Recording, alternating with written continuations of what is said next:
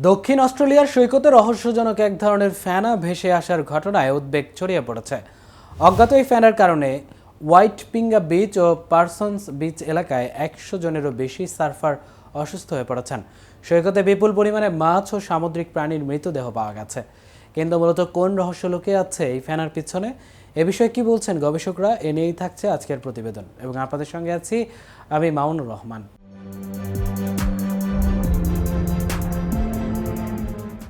সপ্তাহ অন্তে প্রথমবারের মতো এই হলুদ বিবর্ণ কাদাযুক্ত চকচকে ফেনা হোয়াইটপিঙ্গা সৈকতে দেখা যায়, যা অ্যাডলিড শহর থেকে প্রায় 100 কিলোমিটার দক্ষিণে ও ভিক্টর হারবার থেকে 15 কিলোমিটার দক্ষিণ পশ্চিমে অবস্থিত। সৈকত ঘুরতে আসা মানুষ ও সার্ফাররা সমুদ্রে যাওয়ার পর ফ্লুর মতো উপসর্গ অনুভব করেন, যার মধ্যে ছিল চোখ চুলকানো, শুকনা কাশি ও গলায় ব্যথা।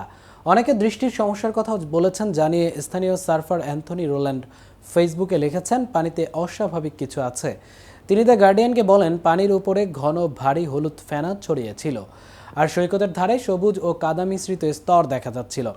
কিছু পর্যটক সমুদ্রে এক ধরনের তৈলাক্ত স্তর ভাসতে দেখেছেন এবং সৈকতে প্রচুর মৃত মাছ ও পাতাযুক্ত সি ড্রাগন পড়ে থাকতে দেখেছেন।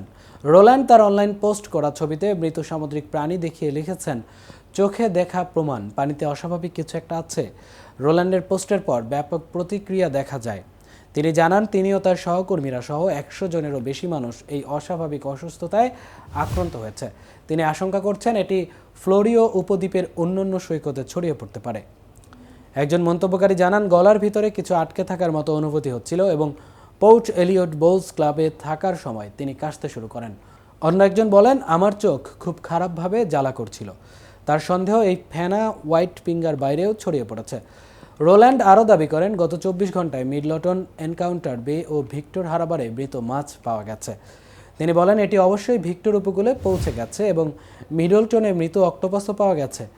একজন স্থানীয় বাসিন্দা ধারণা করেছেন, এই রহস্যজনক ফেনা হয়তো নীল সবুজ শৈবাল বা সায়ানোব্যাকটেরিয়া থেকে এসেছে, যা মানুষ ও প্রাণীর জন্য বিপজ্জনক।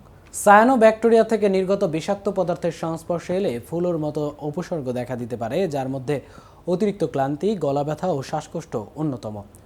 স্বাস্থ্য কর্মকর্তারা জানিয়েছেন, উচ্চ তাপমাত্রা, স্থির পানি ও চলমান সামুদ্রিক তাপ প্রবাহের কারণে সৃষ্ট মাইক্রো অ্যালগাল বুলম এই ফেনার কারণ হতে পারে।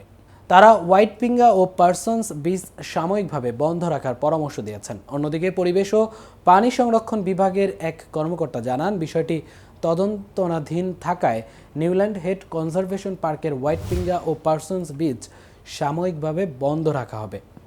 এদিকে প্রাথমিক শিল্প ও অঞ্চল বিভাগ জানিয়েছে, হোয়াইটপিঙ্গায় মাছের মৃত্যু সংক্রান্ত একটি সম্ভাব্য ঘটনা তদন্তনাধীন। একজন মুখপাত্র বলেন, সৈকত যত দ্রুত সম্ভব আবার খুলে দেওয়া হবে। আজ এ পর্যন্তই। এতক্ষণ কেটিভির সাথে থাকার জন্য ধন্যবাদ।